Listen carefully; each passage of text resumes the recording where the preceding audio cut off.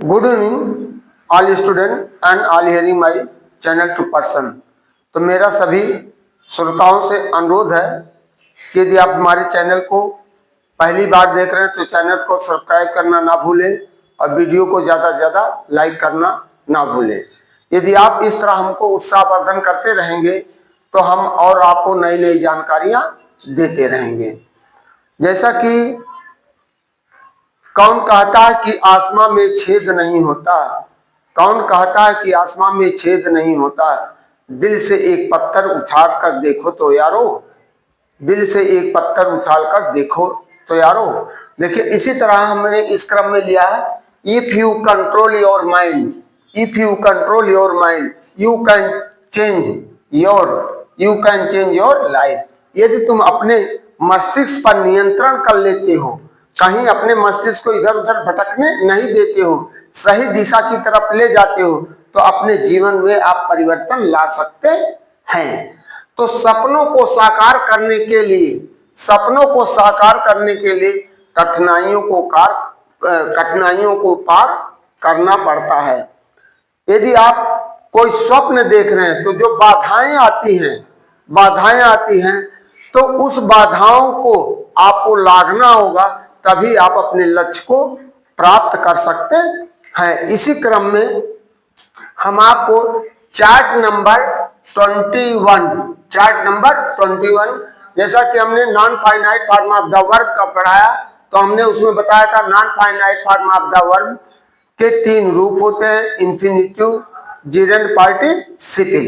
तो हमने पार्टिसिपल का प्रयोग किया है, इंफिनिटिव, जिरेंड का भी प्रयोग कर चुके हैं। पार्टिसिपल का आज हमारा तीसरा सी। पार्टिसिपल 3 होते हैं, प्रेजेंट, पास्ट, परफेक्ट पार्टिसिपल। अब इनकी पहचान क्या होती है, सबका हमने हर वीडियो में पहचान भी बतलाया, उनकी पहचान क्या होते हैं।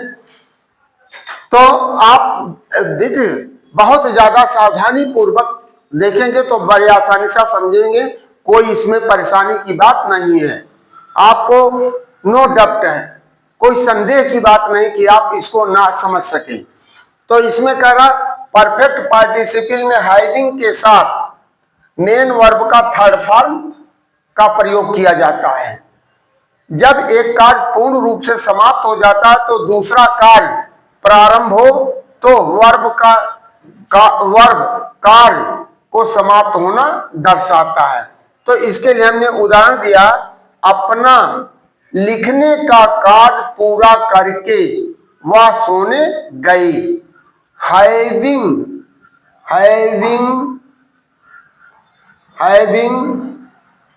Completed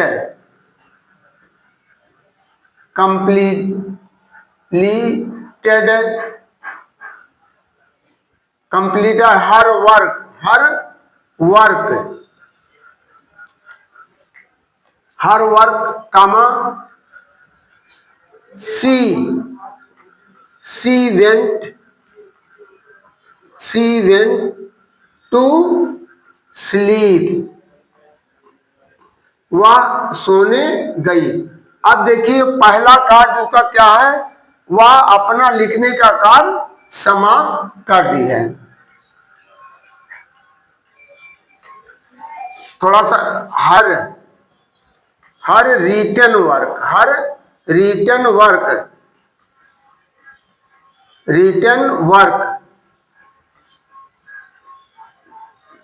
comma she went to sleep.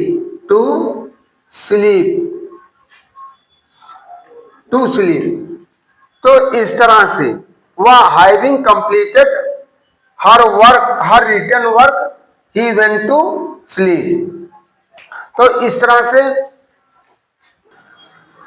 तरह से हम दूसरा उदाहरण आपको दे रहे हैं, अपने पिता के द्वारा दंडित हुआ, वह गलती महसूस किया।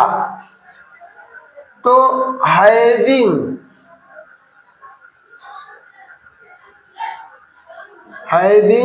Been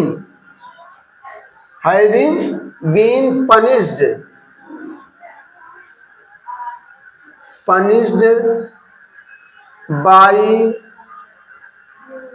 his father, by his father, comma he felt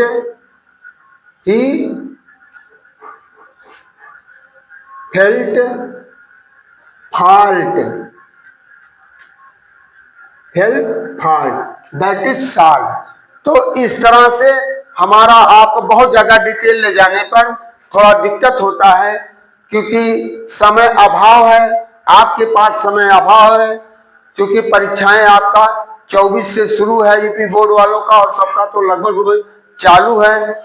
और यदि आप इसको वीडियो को देखते रहते हैं तो क्रम वाइज देखिए और ज्यादा से ज्यादा रिवाइज करके देखिए, तभी आप सही रूप से समझ पाएंगे। कहीं पर कोई समझ में नहीं आता, कोई त्रुटि आपको महसूस करते हैं तो आप हमें इसे कमेंट के द्वारा, अपने कमेंट के द्वारा हमको सूचित करिए कि हमको ये टॉपिक यहाँ कैसे ट्रांसलेट आप करते हैं। ये ज्यादातर आपको सिंथेसिस में मिलेगा, 2 या 2 से सिंपल सेंटेंस को मिला करके यानी कॉम्प्लेक्स सेंटेंस बनाया है। तो हमने ये सिंथेसिस का ही लिया है, कॉम्प्लेक्स सेंटेंस हमने बनाया है, कॉम्प्लेक्स सेंटेंस बनाया है। तो अब आपको पार्टिसिपल की कोई पहचान करने में कोई दिक्कत नहीं है।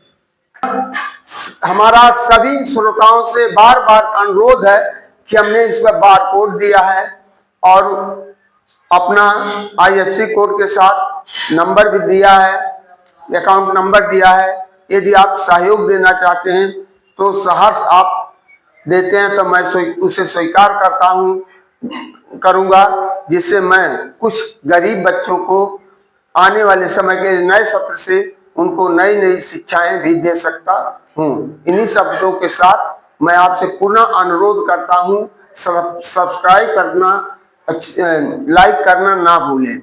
जैसे कि आज हमने एक नीट का लड़का तैयारी कर रहा था, उसने केवल इतने पूछे कि प्लाज्मा का pH मान कितना होता है और उसमें कितने % पानी होता है, वाटर होता है, और उसकी पहचान क्या है।